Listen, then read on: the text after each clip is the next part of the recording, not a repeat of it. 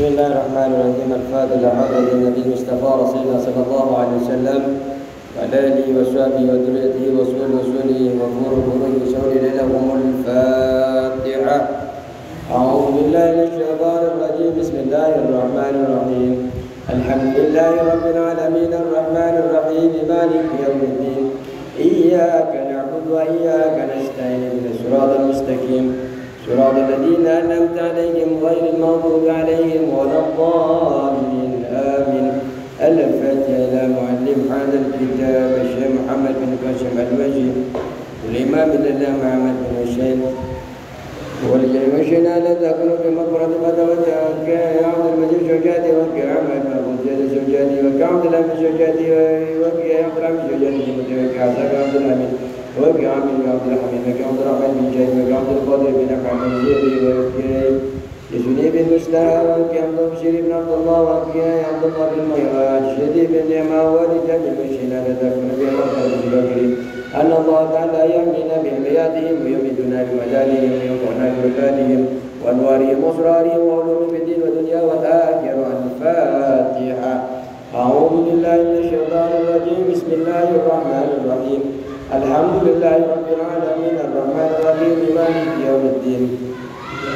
إياك نعبد وإياك نستعين اهدنا الصراط المستقيم صراط الذين أنعمت عليهم غير المغضوب عليهم wala dhalin. Amin. Kita Al-Fatihah untuk kita semua yang hadir di majlis ini ataupun yang berada, yang menyimak dimanapun berada. Semoga Allah Subhanahu wa Ta'ala diberikan kesehatan lahiran wa batinan.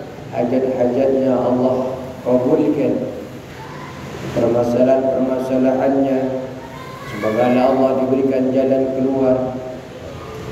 Dan semoga Allah Subhanahu wa Ta'ala keluarga kita menjadi orang yang ahli ibadah, ahli taqwa kepada Allah, yang selalu taat kepada Allah dan Rasulnya.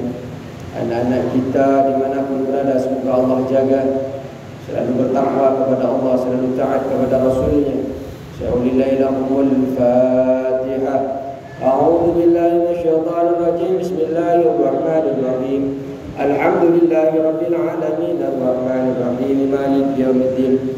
Iyyaka na'budu wa iyyaka nasta'in ihdinas siratal mustaqim siratal ladzina an'amta 'alaihim ghairil maghdubi 'alaihim waladdallin. Amin.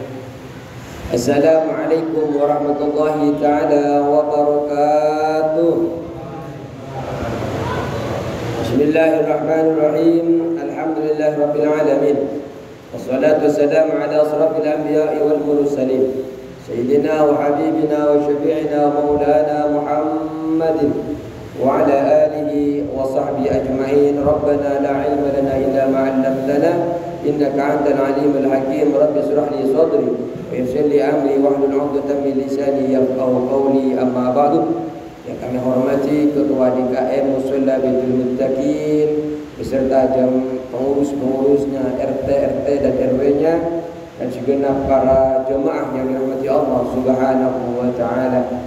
Alhamdulillah, hari ini kita masih diberikan kesempatan oleh Allah untuk bermujalasah, duduk bersama di dalam mengkaji kitab fikih, untuk mengenal lagi syariat-syariat Allah, untuk mendekatkan diri dengan Allah Subhanahu wa Ta'ala. Para bapak yang dirahmati Allah Subhanahu wa Ta'ala, hari ini kita menyampai ke Kitabul Haji. Semoga yang hadir ini bisa haji semua ya. Tukang hajinya enggak datang. Karena memang ini kan calon-calon haji. Atau sudah ada yang haji di sini? Sudah ada yang haji? Oh, ini rencana semua. Umrah? Rencana juga? InsyaAllah. Semoga dengan mempelajari ilmunya ini Allah permudah kita bisa sampai ke tanah sucinya Allah. Amin ya rabbal alamin. Karena begini Pak, dalam mengerjakan ibadah itu hanya dua pilihan, diterima atau ditolak oleh Allah Subhanahu wa Ta'ala. Terutama tentang haji. Haji itu Pak, kita nunggu di sini itu sekitar minimal 10 tahun, 20 tahun yang reguler. VIP pun sebagian harus nunggu juga. Artinya dengan waktu yang sangat lama itu, dengan biaya yang sangat besar, belum lagi panjenengan haji terus di rumah, kalau di kampung itu banyak biayanya Pak. Harus kayak walimah buat selamatan. Itu biasanya gede. Artinya panjenengan jangan hajinya itu hanya sekedar jalan-jalan ke sana, tapi betul-betul mendapatkan haji yang mabrur, haji yang diterima oleh Allah Subhanahu wa ta'ala. Bagaimana cara haji itu diterima oleh Allah, atau umrah itu bisa diterima oleh Allah Subhanahu wa ta'ala? Harus dilaksanakan step by stepnya, langkah demi langkahnya itu sesuai dengan apa yang dianjurkan oleh Allah dan Rasulnya. Jadi di kesana itu tidak langsung bisa Pak. Memang harus kita perdalami dulu ilmunya. Baru setelah itu kita perdalami ilmunya, baru kita berangkat. InsyaAllah kita berangkat semua. Amin ya rabbal alamin. Bismillahirrahmanirrahim. Qala musannif rahimahullahu ta'ala wa nafa'ana bi ulumihi wa amadana bi asrarihi wa bikum fid dharain amin. Kitabul Haji, adapun ini kitab menjelaskan tentang perihal haji, ibadah haji. Ibadah haji ini Pak merupakan salah satu rukun Islam. Merupakan salah satu rukun Islam. Qala Nabi sallallahu alaihi wasallam, buniyal Islamu ala khamsin. Islam itu didasari, dibentuk, dibangun dengan 5 perkara. Yang pertama adalah syahadatu alla ilaha illallah wa anna Muhammadar Rasulullah. Ini adalah fondasi yang pertama dari Islam. Yang kedua, wa iqamus shalah. Yang ketiga, wa ita'uz zakah. Yang keempat, wa shaum Ramadan atau wa hajjul baiti. Yang kelima, wa shaum Ramadan kalau di dalam Bukhari Muslim. Jadi yang nomor 5 ini ada hajjul bait. Haji ke tanah suci. Ini wajib, tapi tidak semua orang wajib. Ada dasar dalam Al-Quran itu yang menyebabkan wajibnya. Walillahi 'alan nasi hajjul baiti man istata'a ilaihi sabila. Ini asal yang mewajibkan kita dituntut untuk naik haji. Tapi tidak semua orang Islam itu wajib haji. Hanya saja walillahi 'alan nas hajjul baiti man istata'a. Orang yang mampu di rumahnya, mampu di perjalanannya, mampu makan di sananya. Jangan sampai haji di sana, di belakang anaknya terlantar. Jangan dia masuk ke sana haji, di sana minta-minta. Tidak wajib yang seperti itu. Karena asal kewajiban daripada haji, al-aslu fi wujubil haji qaulu ta'ala, walillahi 'alan nasi hajjul baiti man istata'a ilaihi sabila. Apa yang dimaksud dengan haji itu Pak? Kalau secara bahasa, haji itu adalah al-qasdu, tujuan. Panjenengan punya tujuan, itu disebut dengan haji secara bahasa. Tapi kalau secara syariat, qasdul baitil haram min nusuki, bermaksud pergi ke Baitul Haram untuk melaksanakan ibadah. Artinya panjenengan kalau tidak punya maksud untuk ibadah, tidak disebut dengan haji. Walaupun panjenengan bolak-balik 1 bulan ke Mekah, tapi tidak ada tujuan untuk ibadah.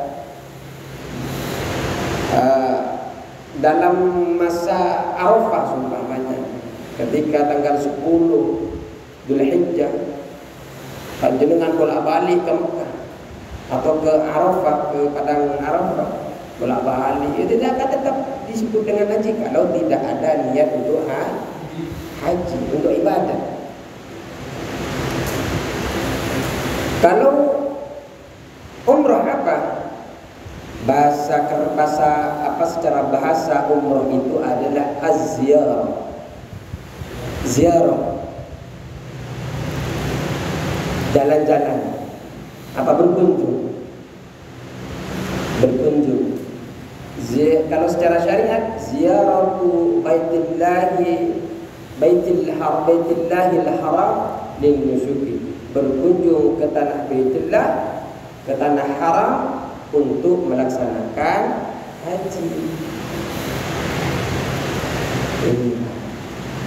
Kapan diwajibkan haji ini? Berbeda-beda pendapat ulama. Kapan awal diwajibkannya? Maksudnya diwajibkan kepada kita.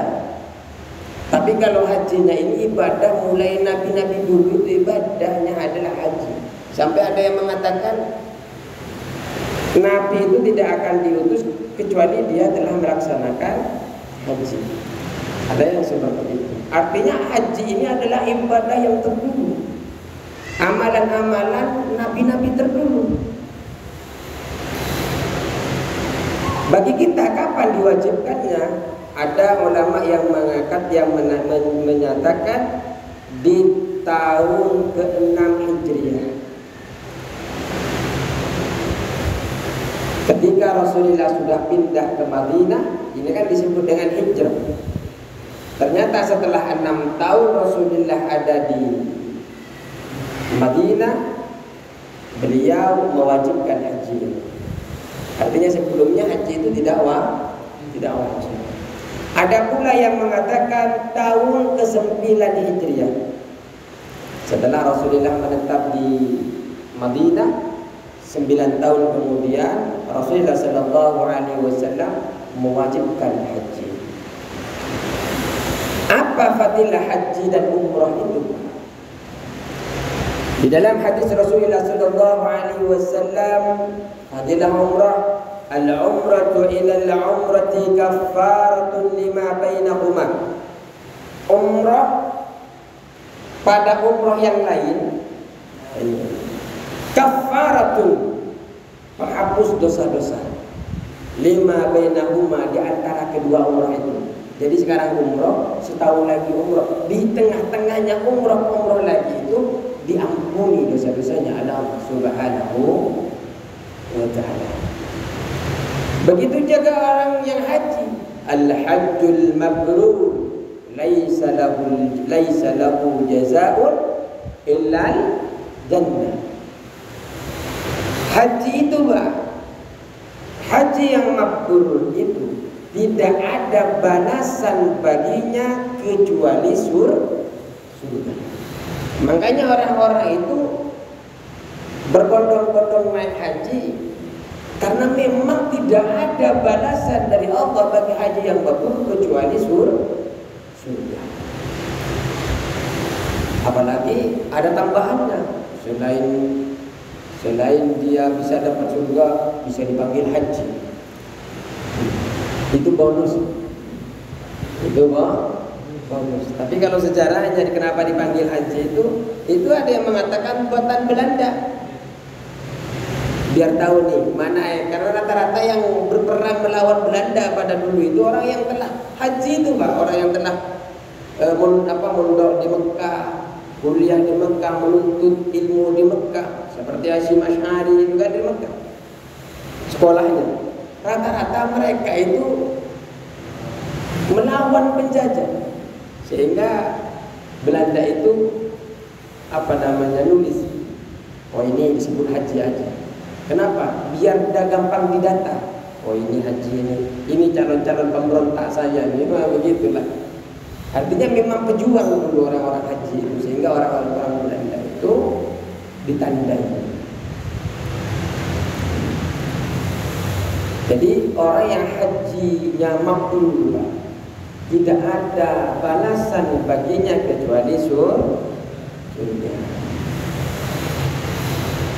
Ada juga firman sabda Rasulullah sallallahu alaihi wasallam. Rasulullah bersabda, "Tabi'u bainal haji wal umrah." Iringilah antara haji dan umrah, fa innahuma yanfiyan ad-dunuba wal fuqara wal faqr. Maka sesungguhnya haji dan umrah ini meniadakan dosa dan juga meniadakan kefakiran. Orang yang suka haji, orang yang suka umrah karena Allah, dosanya diampuni, kefakirannya dihapuskan Allah. Jadi kaya semua.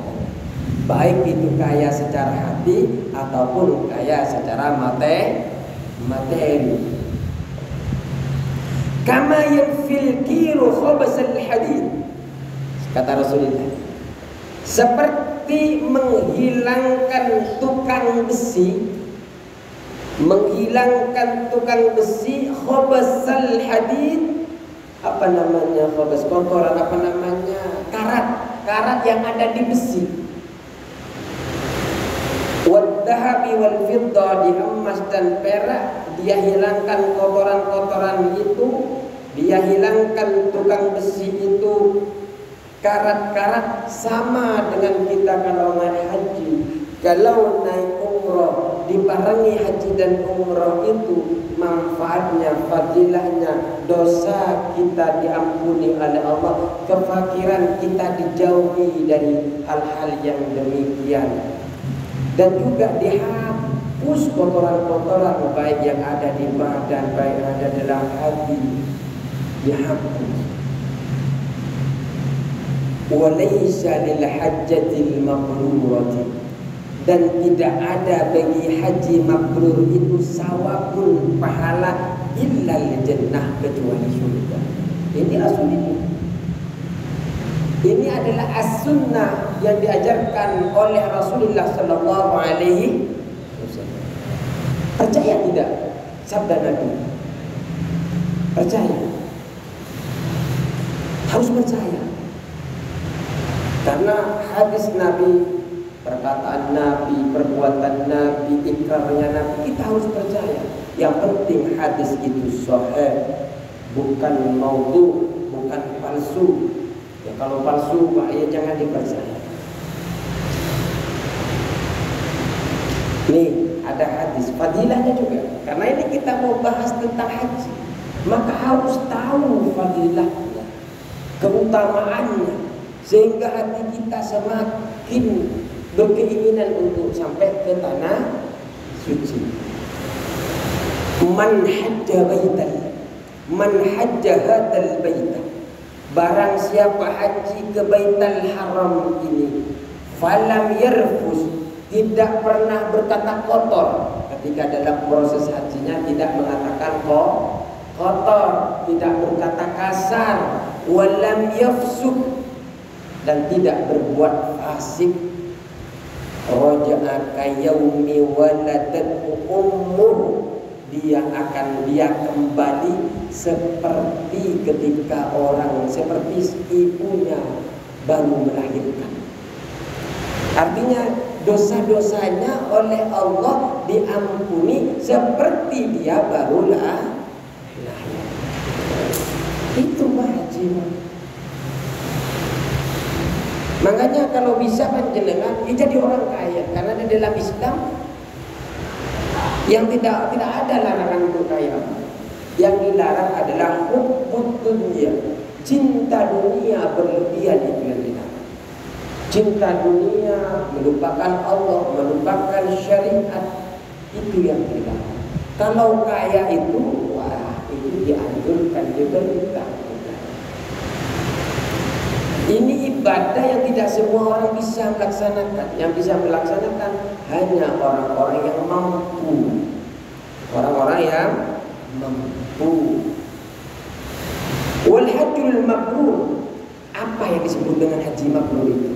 Wal hajjul mabrur, adapun haji mabrur itu, wa huwa alladhi la yukhalituhu ismun min hini ikhramihi ila hini takhallulihi, yang tidak ada mengotori di dalam dirinya suatu dosa ketika memulai ihram sampai selesai haji. Selesai haji tandanya tahallul itu Pak, cukur-cukur itu tandanya selesai haji.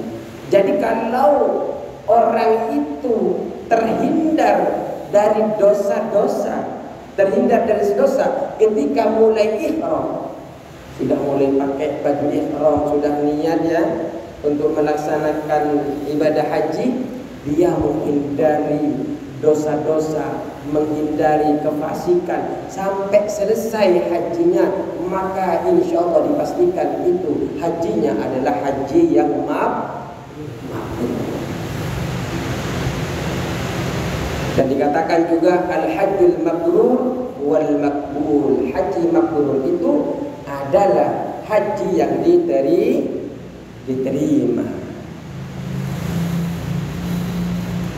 Ada yang mengatakan lagi, Pak, haji mabrur itu apa?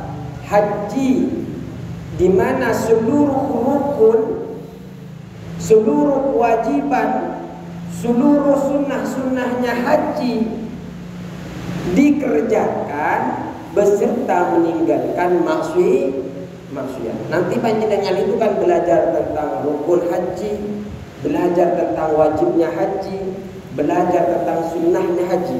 Karena ada perbedaan di dalam haji itu. Ada rukun, ada wajib, ada sunnah. Ada yang ketika dikerjakan, ketika ditinggal, tidak bisa ditutupi dengan denda. Ada yang ditinggalkan tapi bisa ditutupi dengan denda. Ada yang ditinggalkan tidak ngefek apa-apa terhadap hajinya, tetap sah. Makanya kita akan mempelajari nanti itu tentang wajibnya haji, tentang rukunnya haji, dan tentang sunnahnya haji. Ini pelan-pelan kita. Kenapa? Karena kita biar tahu tujuannya. Orang ketika walimatul haji, saya Pak kalau diundang ceramah selalu hadisnya al-hajjul mabrur laisa lahu jazaa illal jannah. Tapi terkadang orang-orang itu tidak tahu apa yang disebut dengan haji yang mabrur. Mereka kadang tidak tahu rukun haji itu apa. Mereka tidak tahu kadang apa wajib-wajibnya haji, apa yang perlu dihindari ketika haji. Sehingga apa? Mereka sudah menabung sekian tahun, sudah menunggu berlama-lama, tapi ternyata ketika ke sana cuma buang-buang tenaga, buang-buang harta. Yang didapatkan hanya titel hajinya saja, titel dari manusia saja, padahal itu tidak seberapa. Yang kita inginkan adalah titel daripada Allah Subhanahu wa ta'ala. Sayang Pak. Maksudnya jenengan umroh nih, biasanya kan ya nggak tahu kalau di sini nggak usah nabung dulu, tinggal ngambil gajinya langsung berangkat. Tapi ada beberapa orang itu mau umroh saja harus ngirit pakai kartu, saking pengennya nyampe ke Baitullah. Nah, dengan kesusahan yang seperti itu, mari jadikan umroh dan haji itu betul-betul sesuai syariat. Betul-betul panjenengan berangkat ke Mekah itu mempunyai basic ilmu, mempunyai basic.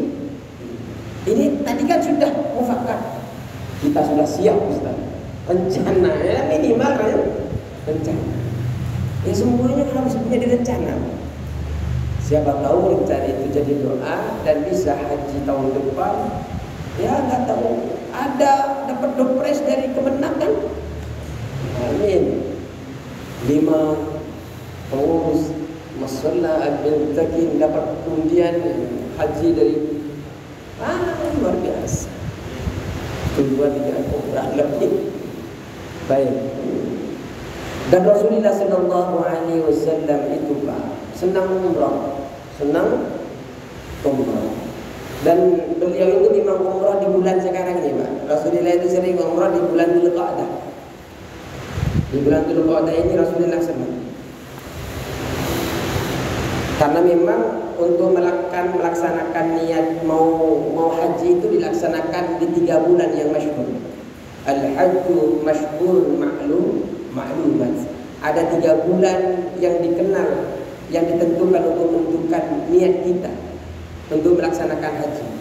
Di antaranya Syawal, terus Dzulqa'dah, Dzulhijjah. Dzulhijjah sudah masuk ke dalam bulan haji. Kalau dulu Pak, orang-orang dulu itu mulai Syawal, Rajab, mulai dari Rajab, Sya'ban, dari Rajab itu sudah persiapan haji. Saya membaca di dalam kitab Al-Fiqhul Wadih ini. Ini keluar di tahun sekitar 1936. Berarti kalau 1936 belum merdeka ya? Belum. Jadi menarik sekali ketika tuntunan di dalam kitab ini diceritakan di dalam kitab ini lengkap bagaimana tutorial waktu itu berangkat haji. Fi syahri Rajab wa Sya'ban, di bulan Rajab dan bulan Sya'ban, kasiron ma nara ba'dal aghniya yadkhuluna ila Makkah al-Mukarramah. Banyak kami melihat terhadap sebagian orang-orang kaya pergi ke Mekah Al-Mukarramah li ada'i faridatil haji, untuk melaksanakan kefarduhan haji. Artinya mulai bulan Rajab mereka itu sudah bepergian haji, Pak. Sudah bepergian. Kalau sekarang bulan Dzulqa'dah baru kemarin Dzulqa'dah ada seminggu, sekarang ini kayaknya ini baru kloter pertama sampai 9. Kalau di tahun 1936 ini mulai bulan Rajab baru berangkat. Yang menarik sekali Pak, ternyata beliau itu naik haji itu dengan kapal laut.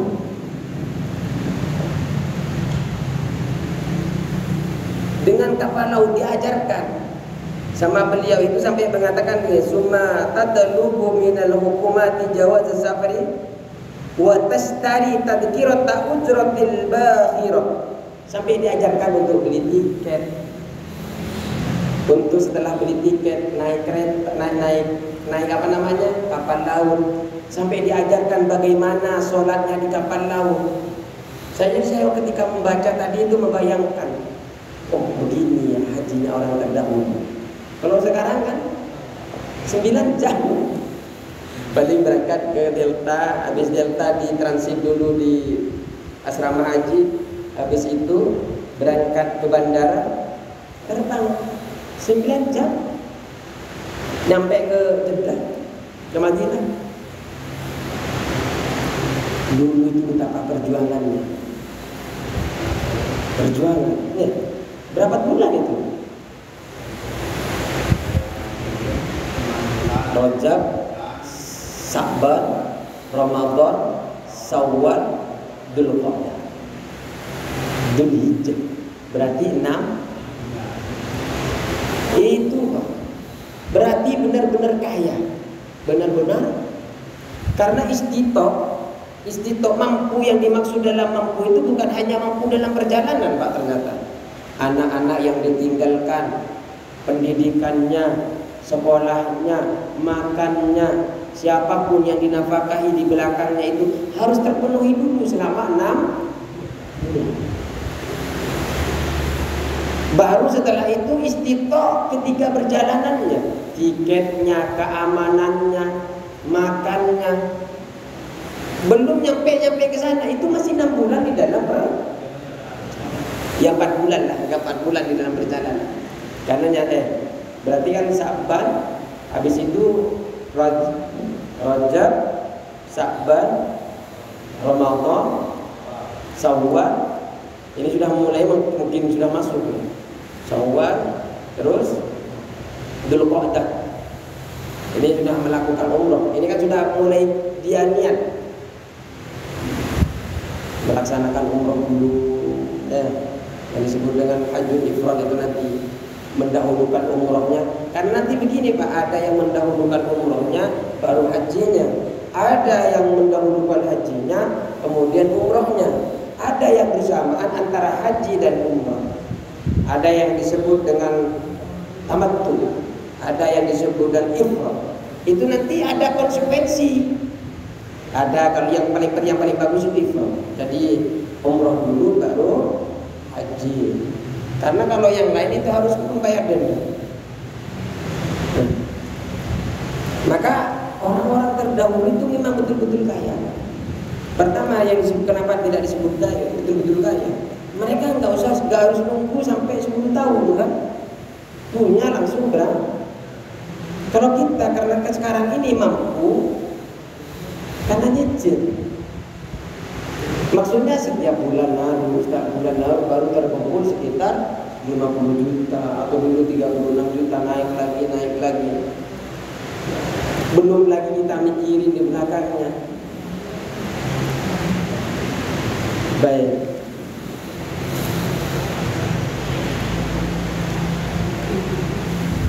Hukum haji itu Pak, kalau di dalam Imam Syafi'i secara ijma sepakat ulama fardu ain. Orang yang sudah mampu untuk melaksanakan haji itu wajib hukumnya fardu ain, baik setiap individu, setiap perorangan wajib. Hukum umroh di dalam madzhab Syafi'i, hukum umroh itu juga wajib. Hukum umroh juga wajib. Tapi juga ada yang mengatakan sunnah muakkad, sunnah yang dikuatkan. Di dalam madzhab Syafi'i, umroh itu ada yang mengatakan wajib, ada yang mengatakan sunnah. Akan tetapi Pak, kewajiban haji dan umroh itu wajibnya ini hanya bagi orang yang kaya, orang yang mampu. Kalau nggak mampu, Pak Ustaz saya nggak mampu, ya nggak wajib.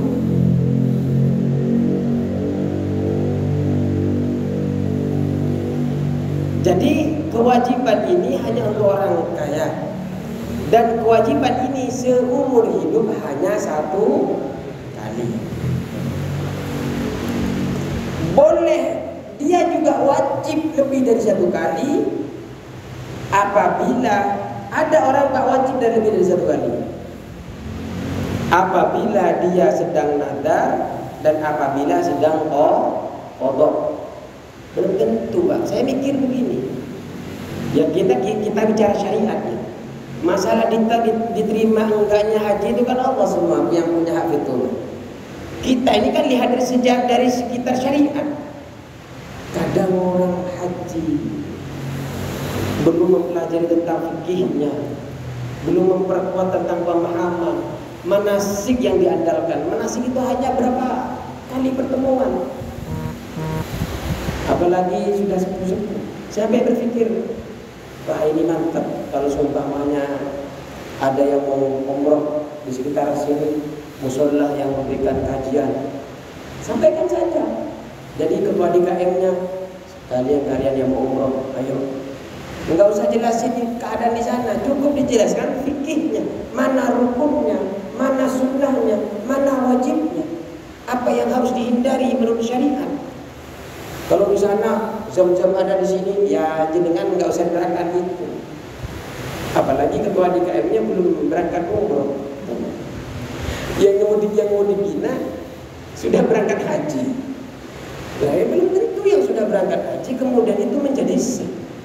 Karena takut dia melaksanakan haji hanya ikut-ikutan, nggak tahu apa yang dibaca, apa yang contoh ketika ihram tidak boleh berpakaian di mana pakaian itu yang ada jahitan-jahitannya, nggak sah. Berhubungan sama istrinya dan sebagainya. Ini yang harus diberikan pemahaman. Terus, kalau haji di dalam madzhab Syafi'i itu tidak ada tuntutan sekaligus ketika mampu wajib berangkat sekarang, tidak. Boleh dia longgar. kapan saja berangkat. Tapi apabila dia mati padahal dia mampu untuk melaksanakan haji, dia wafat, tapi dia mampu dan memiliki kesempatan untuk naik haji, tapi dia ceroboh, melonggar-longgarkan karena tidak ada tekanan secara langsung itu, maka matinya dalam keadaan fasik. Alhamdulillah. Matinya dalam keadaan bermaksiat kepada Allah Subhanahu. Makanya panjenengan kalau punya uang belum daftar yang reguler, tapi punya uang yang buat VIP, ikut yang VIP. Kenapa? Karena ketika panjenengan mampu saat itu, panjenengan ketika ada duit anak-anaknya yang dinafkahi, ketika panjenengan berangkat ternyata ada dana untuk keberangkatan jenengan, di belakang ditinggalkan itu bisa makan, bisa pendidikannya sudah terpenuhi semua. Panjenengan ada kelebihan uang untuk biaya berangkat pulang, berangkatlah. Ketika panjenengan ada kesempatan itu, panjenengan tinggalkan, ternyata ada selisih, panjenengan memungkinkan berangkat tapi panjenengan tinggalkan, tahu-tahu panjenengan dipanggil oleh Allah Subhanahu wa taala, matinya dalam keadaan fasik. Alhamdulillah. Banyak kan? Entar gitu kan? Ada uang entar aja lah. Ada uang entar aja lah. Masih lama. Seakan-akan dia akan hidup selama-lamanya.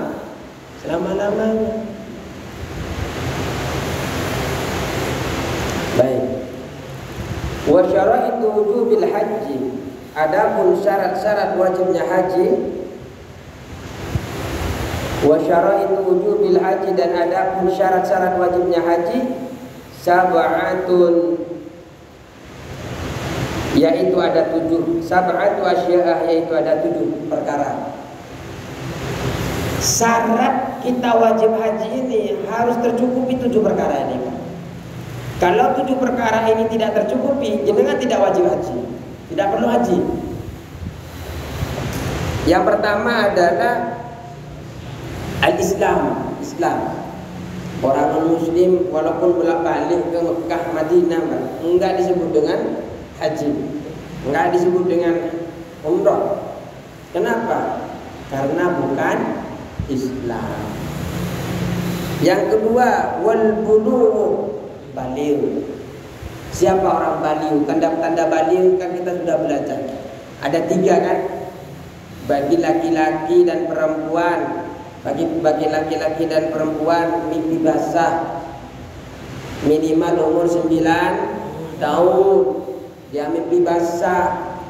Setelah mimpi basah ternyata dia lebih dari 9 tahun, maka itu sudah tandanya baligh.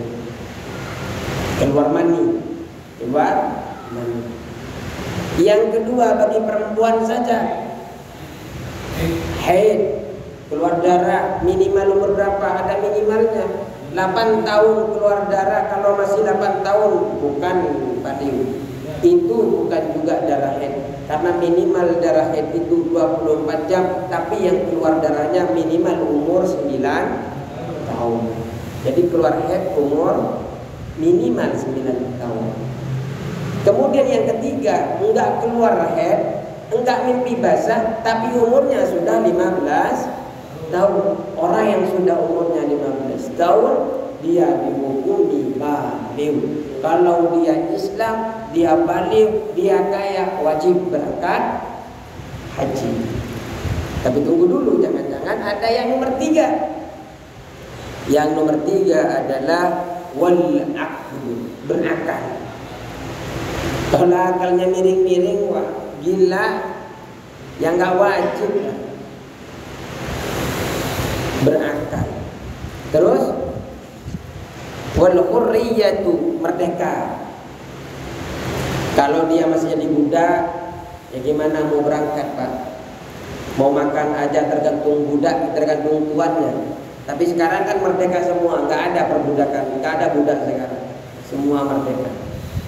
Wa wujuduz zadi, dan adanya bekal. Harus ada bekal, Pak. Kalau di dalam syarahnya itu kita harus punya perabotan yang kita butuhkan ketika kita mau makan, yang kita butuhkan ya mungkin masak dulu ya. Dari Yaman, dari Irak mau haji mungkin kan masak. Dari Mesir naik unta, jadi berhenti dulu. Memang harus punya perabotan. Kalau panjenengan sekarang punya uang, mau makan langsung ke KFC. Sepertinya KFC itu di mana-mana ada. Iya. Apalagi di Arab apa sama Barat itu begini. Yang tidak begini itu cuma negara tertentu ke Timur Tengah itu. Kadang dengerin berita-berita terbaru itu miris. Dulu berhijab, sekarang buka-bukaan. Wah, naudzubillah. Memang ini tanda sudah mulai kiamat. Sepertinya doa-doa orang ahli kubur itu diterima. Minta cepat-cepat kiamat. Dulu semuanya tertutup, dulu gelap-gelapan, sekarang pakai lampu ya, di tengah kota, disku-diskuan apa, ya, nggak tahu lah itu. Artinya maksiat merajalela. Padahal di tanah suci.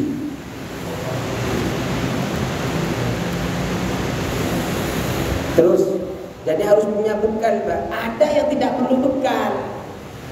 Yang tidak perlu bekal ada, yang rumahnya dekat dengan Mekah. Ya lapar tinggal pulang lah. Ya. Artinya nggak usah bawa perabotan, nggak usah bawa apa-apa. Dia dekat dengan Mekah, dia tinggal ibadah haji. Juga termasuk yang harus ada adalah ar-rahilah, kendaraan. Bermacam-macam kendaraan. Kalau yang 1932 tadi naik kapal laut. Kalau sekarang kendaraannya naik pesawat.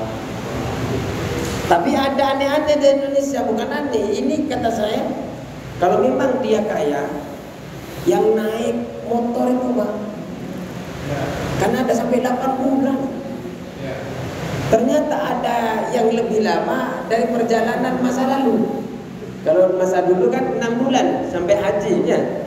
Ternyata ini hampir setahun, 8 bulan. Naik motor ada yang dari, bukan hanya naik motor, ada yang naik sepeda. Jadi kalau panjenengan nggak mau nunggu sampai 10 tahun, cukup 8 bulan.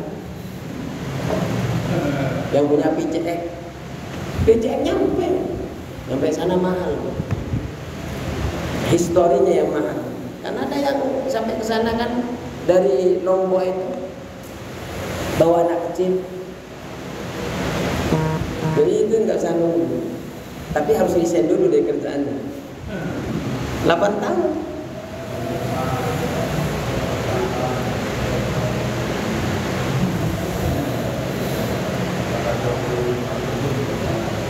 Jadi harus ada kendaraan. Jika syarat ini, jika antara dia dan Mekah itu lebih dari 2 marhalah. 2 marhalah itu kita diperbolehkannya qashar dan jama' salat. Ada yang mengatakan 82 km, ada yang mengatakan 119,9 km, ada yang mengatakan 90 km. Itu yang disebut dengan 2 marhalah. Boleh, kamu bisa. Ada. Kalau pelan-pelan kita sudah sekarang nyampe ke harus menyiapkan kendaraan. Berarti 1, 2, 3, 4, 5. Kita yang kelima baru selesai 5. Kita nikmatin, Pak. Apa namanya kajian ini kita nikmatin. Kenapa? Karena kita membahas tentang cita-citanya banyak orang. Mau nyampe ke Makkah Mukarramah baik melalui haji atau melalui ziaratul umrah. Semoga kita ditakdirkan oleh Allah. Yang penting kita nikmati dulu. Kita Sambil ngaji ini sambil ada bayangan ke Mekah. Cukup sekian ya. Allahul muwaffiq ila aqwamit thariq. Wassalamualaikum warahmatullahi taala wabarakatuh.